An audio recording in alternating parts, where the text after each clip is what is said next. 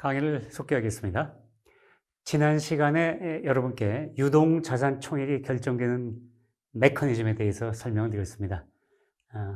이 그래프로 설명드리게 되면 유동자산 총액은 유동자산 총액 U는 번호화폐 소요 총액 선과 또 번호화폐 총액 선, 이 두 선분이 교차하는 이 지점, E에 해당하는 이 UE의 수준으로 결정된다고 제가 여러분께 설명을 드렸습니다.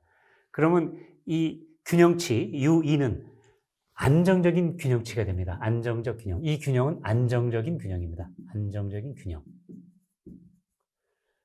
영어로 말하면 stable.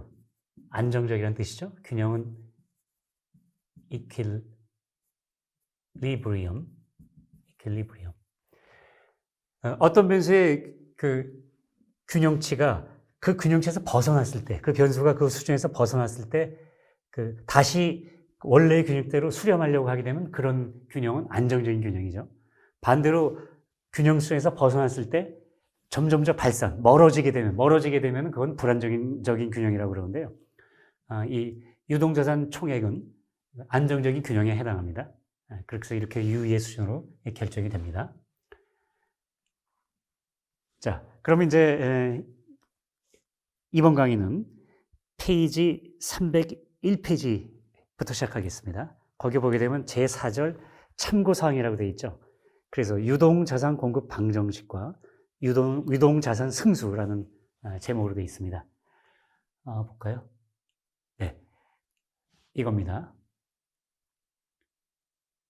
자, 여기서 보게 되면요, 그래프가 이 균형치는 이게 HN 이꼬르 C, 이 번호화폐 계수 곱하기 U로 되어 있죠. 그 다음에 그 번호화폐 총액은 H 바로 되어 있죠. 그러면 이 균형치, 이 U는 그 양자, 이것과 이것이 일치한 상태니까 요 줄근 것과 줄근 것이 일치하게 되는 그때 수준의 그때 수준의 U가 이게 되는 거죠. UE가 되는 거죠. UE가 이겁니다. 이거죠. 네.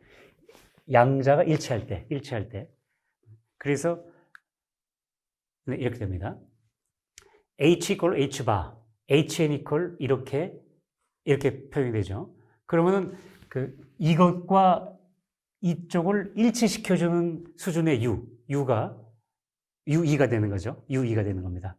다시 말하면 H 바는 이렇게 이걸 만족시켜주는 U가 균형치가 되는 거죠. 그러면 UE는 어떻게 되죠? UE는 얘를 일로 밑으로 나눠주면 되는 거죠. 나눠주면 되니까 이렇게 표현이 됩니다. UE는 이게 번호화폐 개수죠. 번호화폐 개수 분의 1 곱하기 H바가 됩니다.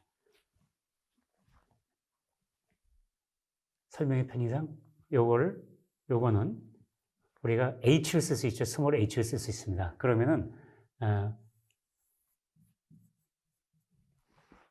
유동자산 총액의 균형치 UE는 간단하게 쓰면 H분의 1 H 바로 이렇게 쓸 수 있습니다. 네. UE는 H분의 1 H바. 정식으로 쓰면 이렇게 좀 복잡하게 써야 되고요. 지금 이것이 유동자산 공급 방정식입니다. 유동자산 공급 방정식이고요. 그 다음에 유동자산 승수는 그러면 어떻게 우리가 알 수 있냐면요. 참고로 여러분이 301페이지를 보게 되면 네, 예가 하나 나옵니다. 예를 들어가지고 302페이지입니다. 302페이지 보게 되면 예를 들어서 여기 C가 만약에 0.0이라고 그러고요. 이게 0.02. 예를 들어서입니다. 0.02. 그 다음에 D가, 요 D가 0.2. 그 다음에 이 T가 0.4. 그리고 QD는 0.06. 요거는 0.06이라고 가정을 하는 겁니다, 지금. QT는 0.03. 얘는 0.03. 그러니까 화폐성 요금을 예금에 대한 목표 지급 준비율을 6%로 가정을 하고 그다음에 저축성 예금에 대한 목표 지급 준비율을 3%, 0.03으로 이렇게 가정을 하고 C, D, T를 이렇게 해서 가정하게 되면 물론 여러분은 제가 이미 설명드렸지만 비율 제약식에 의해서 C 플러스 D 플러스 T 플러스 B, B는 1이 된다고 이렇게 말씀드렸죠. 그러면 만약에 C가 0.02, D가 0.2, 그 다음에 T가 0.4라면은 이런 경우에 B는 당연히 0.38이 되겠죠. 0.38이 됩니다. 0.38. 이 경우에는 B가 0.38인데 이 B는 우리가 말하는 유동자산 공급 방정식에는 명시적으로 등장하지 않죠. 그러니까 어쨌거나 이 C, D, T, B 다 합친 게 1이 돼야 되기 때문에 B는 0.38이 되는 겁니다. 이런 경우에는요, 이런 경우에는 여러분이 책에서 나와 있는 것처럼 이렇게 되어 있습니다. 이런 경우에는 대강 수치가 이렇게 되는 경우에는 U2는 이게 22.7이 나오네요. 이거 전부 계산하면 22.7 대략 22.7 곱하기 H바가 됩니다. 그래서 우리가 화폐 비율 같은 것이 그 각종의 비율들, 계수를 구성하는 변수들의 비율이 이렇게 된다고 가정할 경우에는 중앙은행이 본원화폐 총액을 1만큼 공급해 놓으면 유동자산 총액은 거기에 22.7배에 해당하는 22.7만큼, 7만큼이 유동자산 총액이 생겨나는 겁니다. 그러니까 이게 일종의 뭐죠? 승수입니다, 승수. 이 부분이 승수가 되는 겁니다. 승수, 곱하는 수, 승수. 멀티플라이어죠, 승수. 승수가 됩니다. 영어로 말하면 멀티플라이어. 그럼 이 승수는 뭘 알려주냐 하면은, 결정되는 유동자산 총액이 본원화폐 총액의 몇 배가 되는지를 알려주는 겁니다. 유동자산 승수입니다, 그것이. 다시 말하면, 이 H가 본원화폐 계수라고 했죠. 본원화폐 계수의 역수, H분의 1, 이것이 유동자산 승수가 되는 겁니다. 유동자산 승수. 네. 그 말씀입니다. 그러면, 그 다음에 제가 말씀드릴 거는, 그러면 이제 우리가 유동자산 승수를 알게 됐고요. 그 다음에 이제 중요한 거는, 다시 잠깐 뒤로 좀 가겠습니다. 자, 우리가 알 수 있는 거는 지금 이런 상태에서는요, 이런 상태에서는 유동자산 총액이 이렇게 결정이 됩니다. 이게 유동자산 총액이죠. 유동자산 총액. 이런 상황에서는 유동자산 총액이 이런 수준에서 결정이 됩니다. 그러면 우리가 알고 있는 건요, 우리는 뭘 알고 있느냐면, 현금 통화 총액 C는 스몰 c 곱하기 U, 또 D는 스몰 d 곱하기 U, 또 T는 스몰 t 곱하기 U, B는 스몰 b 곱하기 U라는 걸 알게 돼 있지 않습니까? 이렇게 결정되는 걸 우리가 참 알고 있죠. 알고 있게 되면은, 그러면 유동자산 총액 중에서 CU만큼은 현금 통화 총액도 예컨대 요만큼으로 결정되고, 이게 현금 통화 총액입니다. 이 CE가 이렇게 되는 거고요. 그 다음에 화폐성 예금 총액은 DE, 이 수준으로 결정이 되는 거죠. 이 U에다가 스몰 d를 곱한 수준만큼. 그 다음에 저축성 예금도 이 수준으로 결정이 되는 거고요. 또 이만큼은 채권 총액이 이렇게 결정되는 겁니다. 그러면 우리는 U2가 어떤 수준을 취할지를 수식으로 알 수 있기 때문에 U2에다가 C, D, T, B를 각각 곱해주게 되면 이 수치들도 알게 되는 겁니다. 그러면 우리는 균형 수준에서 현금 통화 총액이라거나 화폐성 예금 총액이라거나 저축성 예금 총액이라거나 또 채권 총액이 어떤 수준으로 결정되는지를 또한 알 수가 있는 겁니다. 그 수치가 다음 페이지에 나오는 이겁니다. 결국 CE는 U2가 결정되면 거기에 스몰 c를 곱한 거니까, 그죠? 곱한 거니까. 그럼 U2가 요만큼이 U2죠. U2에다가 C를 곱하니까 이렇게 분자에 C가 들어가면 되는 거죠. 자, 이게 지금 현금 통화 소요 총액이 이렇게 결정되고요. 화폐성 예금 총액 D는 이렇게 결정됩니다. 그리고 저축성 예금 총액 TE는 또 역시 이 크기로 결정되고, 채권 총액 BE는 이렇게 이 수준으로 결정됩니다. 그럼 우리가 여기서 통화량이 어떤 수준으로 결정되는지도 알 수 있습니다. 어떻게 아냐고요? 예. 여러분, 저 통화량은 M1은 뭐였죠? M1은 C 플러스 D였죠. 그죠? M1은. M2는, 총 통화량 M2는 제 모델에선 C 플러스 D 플러스 T였거든요. 그러면은, 말하자면 균형 통화량이랄까요? 통화량의 균형치는 C하고 얘 더하면, 요 두 개 더한 게 M1 균형치가 되는 거죠. 그 다음에 요 세 개를 이렇게 더하면, 세 개를 더한 것이 M2의 균형치가 되는 겁니다. 그죠? 다음 페이지에 그 수치가 나옵니다. 그러면은 바로 이겁니다. M1의 균형치는 이 크기를 취하게 됩니다. 이 크기를 취하게 됩니다. 그 다음에 M2의 균형치는 바로 이 크기를 취하게 됩니다. 여기서 우리가 알 수 있는 것은 통화량은 내생적으로 결정되는, 본질적으로 내생적으로 결정됩니다. 본화폐 총액이 어떤 수준에서 유지가 된다고 치면 그 수준에서 경제 주체 간의 상호작용에 의해서 경제 주체들이 서로 상호작용을 하는 이 과정에서 최종적으로 이 수치로 내생적으로 결정이 됩니다. 총통화량 M2도 역시 이 수치로 내생적으로 결정이 되는 겁니다. 그러면 우리 유동자산 공급 방정식, 저의 유동자산 공급 모형에서는 유동자산 총액만이 아니라 부수적으로 통화량이나 총통화량이 어떻게 결정되는지를 한꺼번에 설명해 줄 수 있는 아주 포괄적인 모형인 겁니다. 여러분, 기존 경제학에도 이 비슷한 모형이 있죠. 화폐 공급 모형이라고 그래가지고 화폐 통화량은 M 곱하기 H 이렇게 결정된다 그래갖고 이게 통화승수라고 그러죠. 통화승수, 머니 멀티플라이어 이렇게 이제 표현하는데, 기존 경제학에도 비슷한 모형이 있긴 있습니다. 그러나 이 모형이 여러 가지로 연못 나무에 올라가서 물고기를 잡는 그런 모형입니다.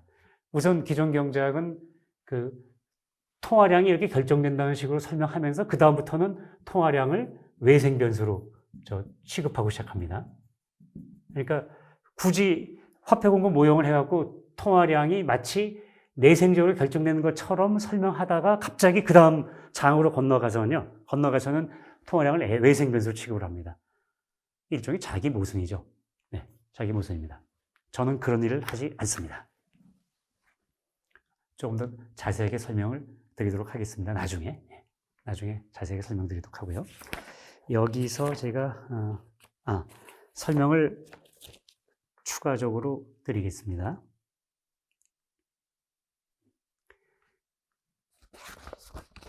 이 책에서 제시되는 유동자산 공급 모형, 그리고 유동자산 공급 방정식과 기존 경제학의, 아마 여러분들이 이런 식을 보긴 보셨는데요. 설명 방식이 저하고 완전히 다르는 걸 아실 겁니다. 저처럼 치밀하게 어떤 전제가 왜 합현실적인가 하는 것을 일일이 검토를 해가면서 모형을 만든 게 아니고요. 대강 아마 제가, 여러분이 책 보시면 아실 겁니다. 뭐를 해서, 그냥 이렇게 뭐를 대출해주게 되면 또 대출 중에 일부가 다시 또 예금으로 들어오면 그 일부가 또 예금으로 들어오고 해가지고 그거 수식으로 쭉쭉 더해갖고 나중에 M이 나오거든요. 그죠? 이런 식으로 나온 식으로 설명하는데, 저 같은 방식으로 설명하지 않는다는 것은 여러분이 기존 경제학 책들을 읽어보신 분들은 아실 겁니다. 그래서 저희들의 유동자산 공급 모형과 기존 경제학의 이런 모형, 유사 모형 사이의 차이점에 대해서 제가 정리를 해봤습니다. 여러분께서는 304페이지를 보아주시기 바랍니다. 304페이지. 네, 제가 그대로 읽겠습니다.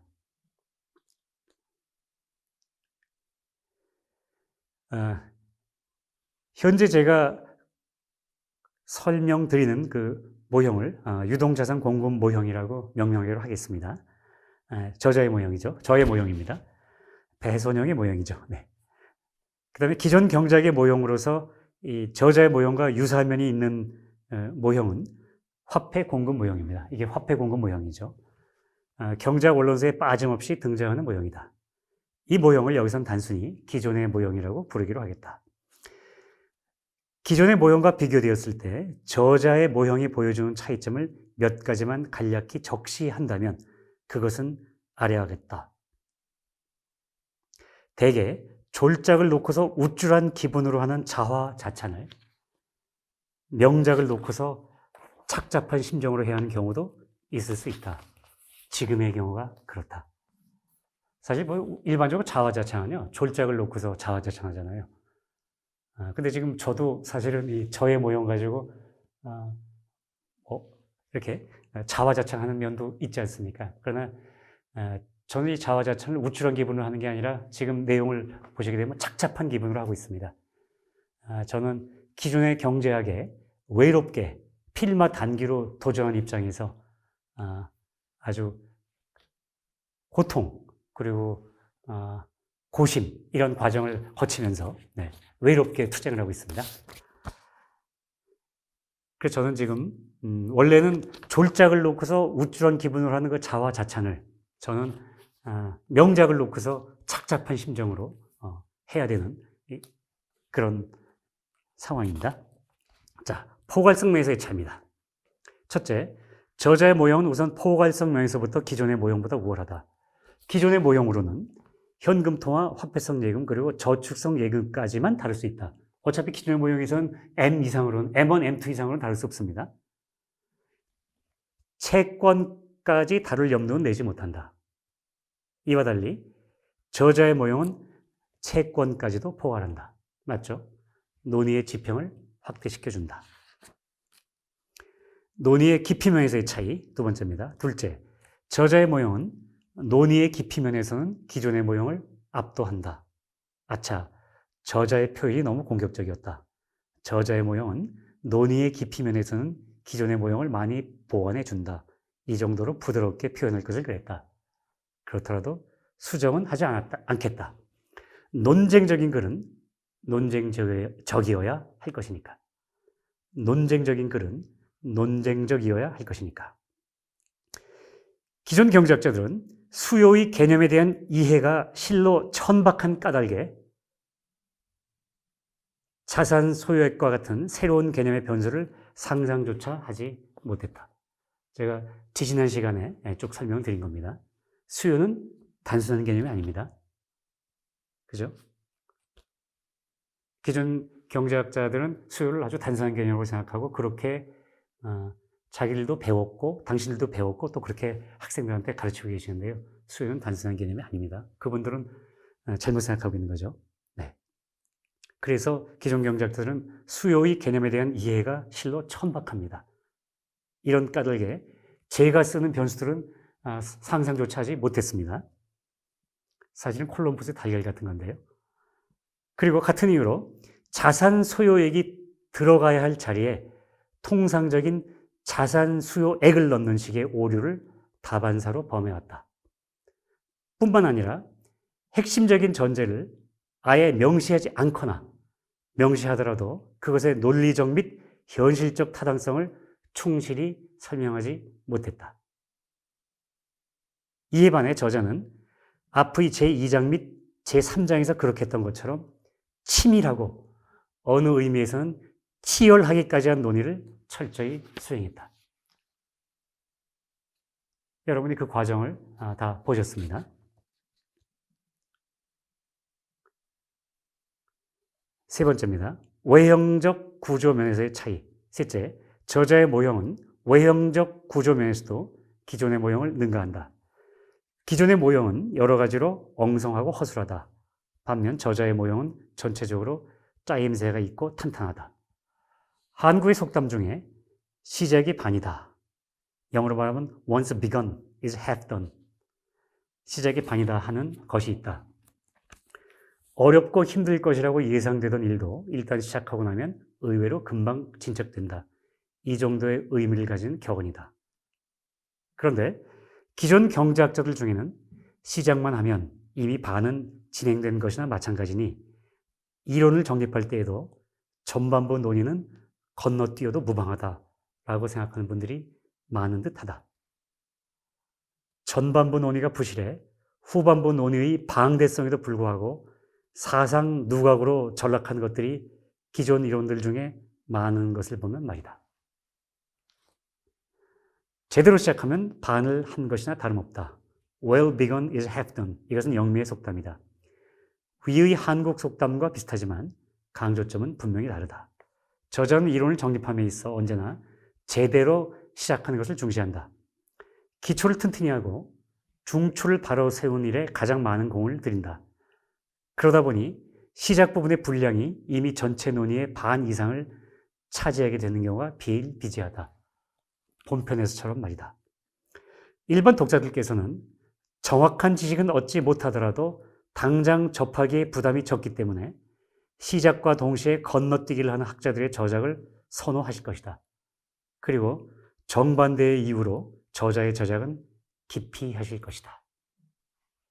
하지만 비록 소수일지언정 정확한 지식을 갈구하고 그것을 후대에 전하실 독자들도 분명히 계실 것이다. 바로 그런 분들을 위해 저자는 현우가 전도되는 이 현실을 비장히 감수하고자 한다. 여러분 현우 전도라는 말씀 아시죠? 현명함과 어리석음이 거꾸로 돼요. 뒤바뀌어집니다. 현우 전도. 현우가 전도되는 이 현실을 비장하게 감수하고자 합니다. 네 번째입니다. 후속 논의의 가능성에서의 차이. 넷째, 저자의 모형은 후속 논의 또는 응용의 가능성에서는 기존의 모형과의 비교 자체를 불허한다. 제가 좀 강하게 표현했습니다. 기존의 모형은 국민 경제 분석 모형이 등장한 자리에서부터 자취를 감춰야 한다. 이 모형은 자취를 감춥니다. 이렇게 표현합니다. 기존 경제학자들이 그 자리에서부터는 통화량이나 총통화량을 외생 변수로 취급할 수밖에 없기 때문이기도 하지만 근본적으로는 그 자체의 확장성이 부족하기 때문이다. 이 자체의 확장성이 부족합니다. 반면 나중에 자연스럽게 밝혀지겠지만 저자의 모형은 그 자체로서도 국민 경제 분석 모형의 일익을 담당할 수 있다. 후속 논의의 가능성이 크게 열려 있는 것이다. 제가 좀 거창하게 말씀드렸습니다만 저의 정말 충정을 담은 글입니다. 단순한 자화자찬 아닙니다. 저는 지금 외롭게 필마 단기로 기존 경제학에, 거대한 기존 경제학에 도전하고 있습니다. 그리고 여러분이 저와 함께 동행해 주시고 계십니다. 그래서 저는 여러분께 항상 감사의 마음을 가지고 있습니다.